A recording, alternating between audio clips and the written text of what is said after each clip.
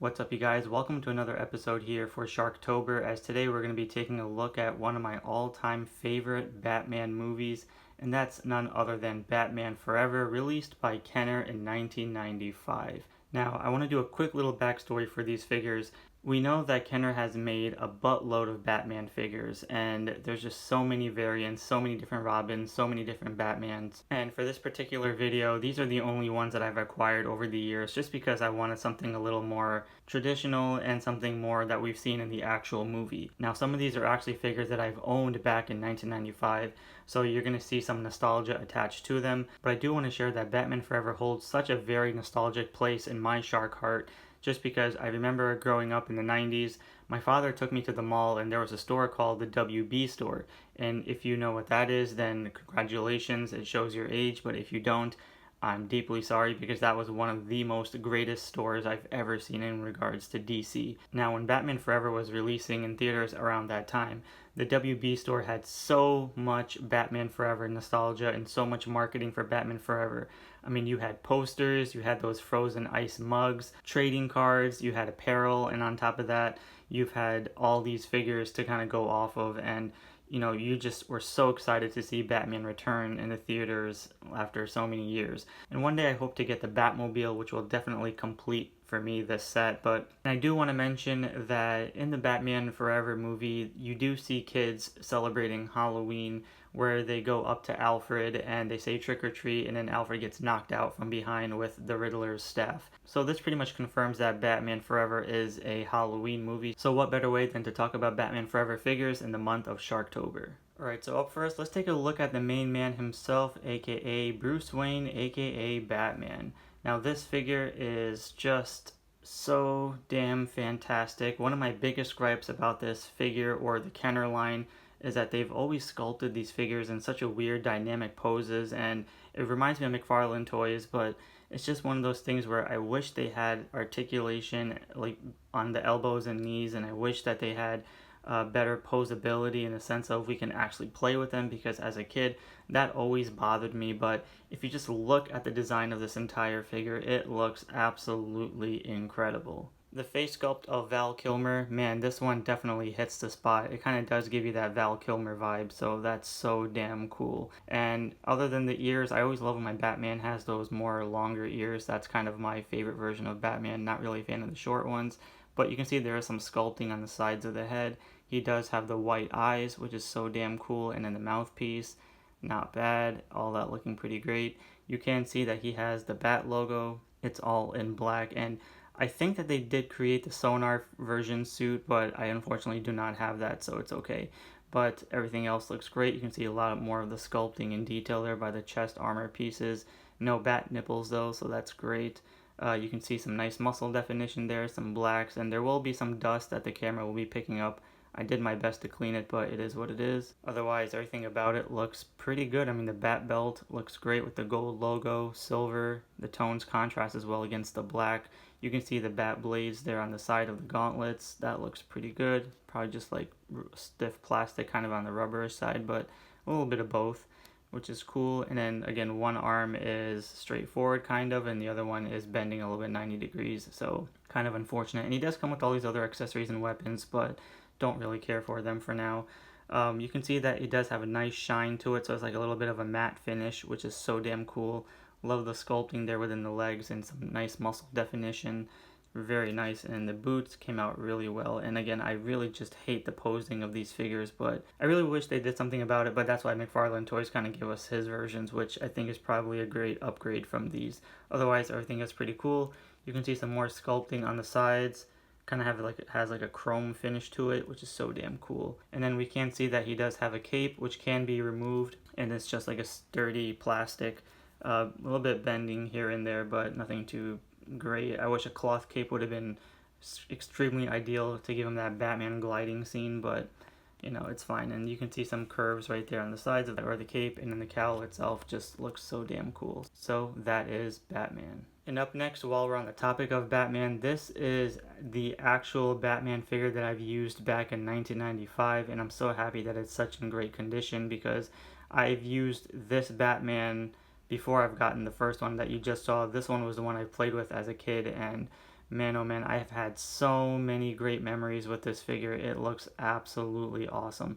Sure, I'm not too fan of the maroons that we see here, but if this figure was entirely all black, it just would have been great because I love the sculpting of this figure. I love the overall design of it, and I just love the blacks and stuff like that, and the blades and more of the detail. Has more of a better body stance to me compared to the first version. I think this would have been more of my definitive one, but unfortunately they didn't give us this mold with all black, and it would have been so damn cool. And I love how he does have a cloth cape, which is great, but he does have a gimmick here where if you press the two slide pieces of the belt, the cape actually slings off, and you can see more of a straightforward Batman, but it is what it is.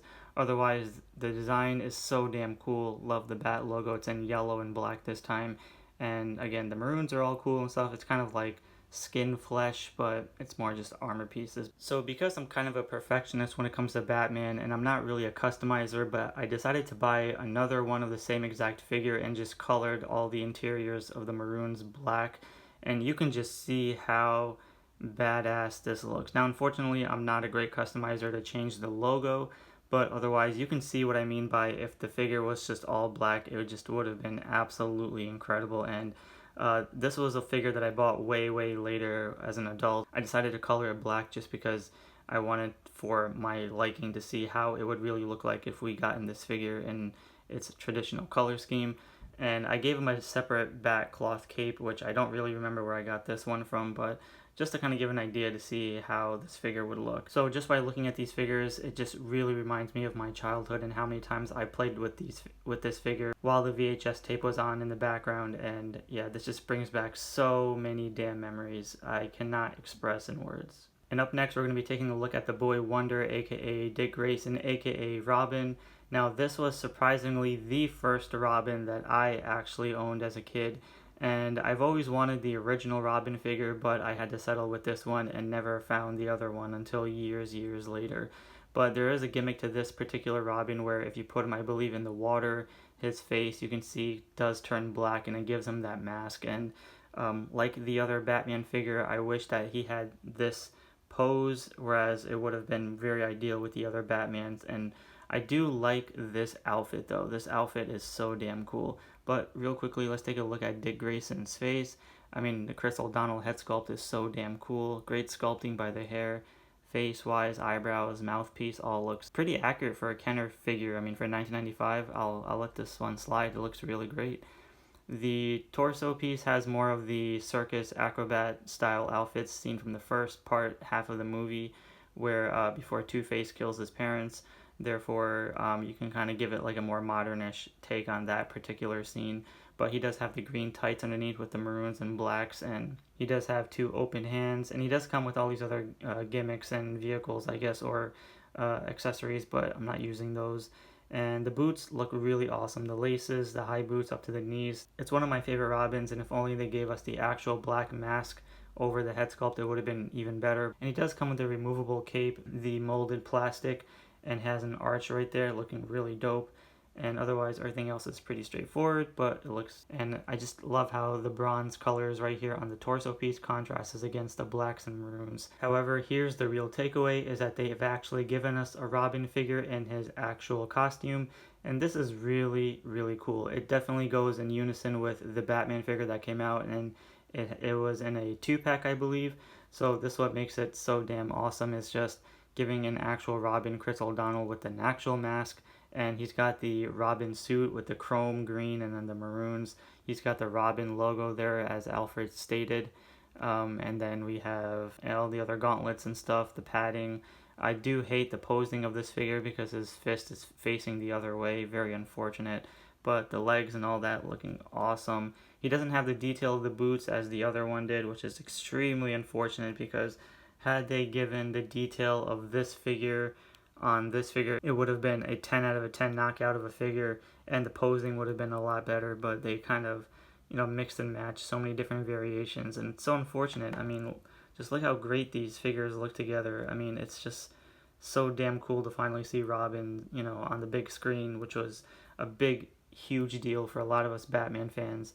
And yeah, otherwise it's a really great looking figure, but it's not until I discovered something even better about this figure, as I finally got a more accurate Robin version, which he's actually standing straight. I did not know this version actually existed, and he comes with a cloth cape, so that just makes it so damn awesome. I absolutely love the fact that we have another Robin and he's just standing straight.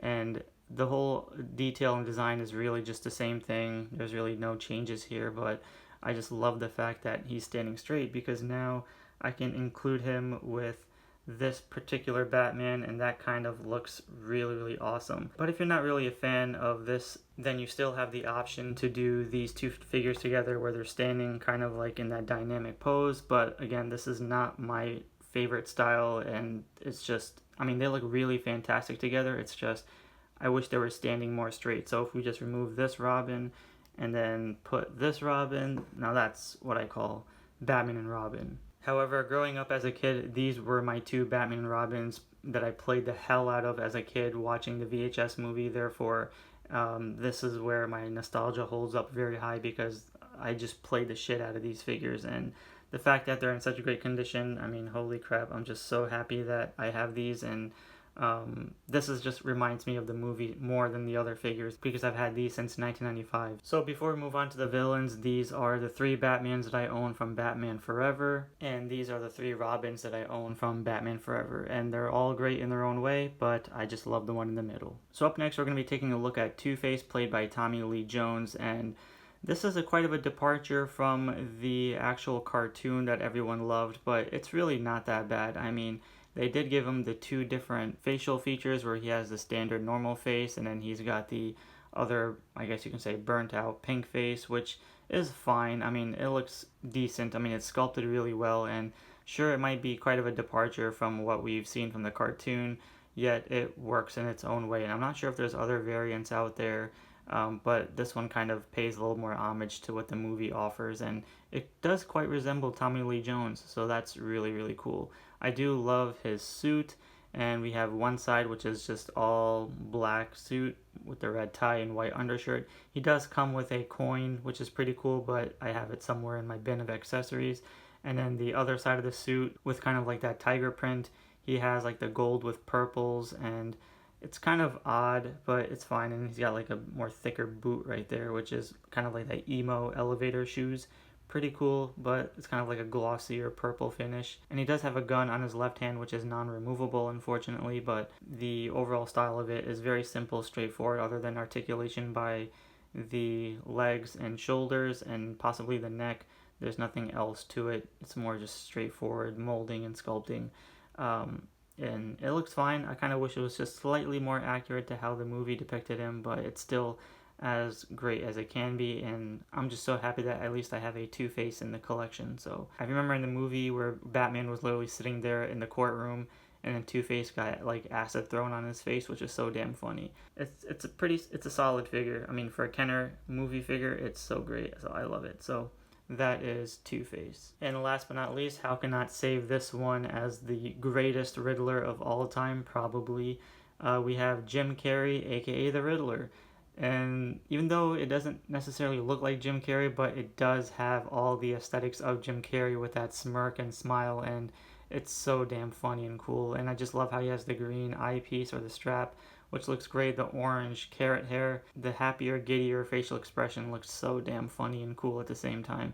I love it. It's great. It's so damn cool. I wish they also gave the other Riddler outfit with the tuxedo style with the top hat. That would have been great, but it's okay.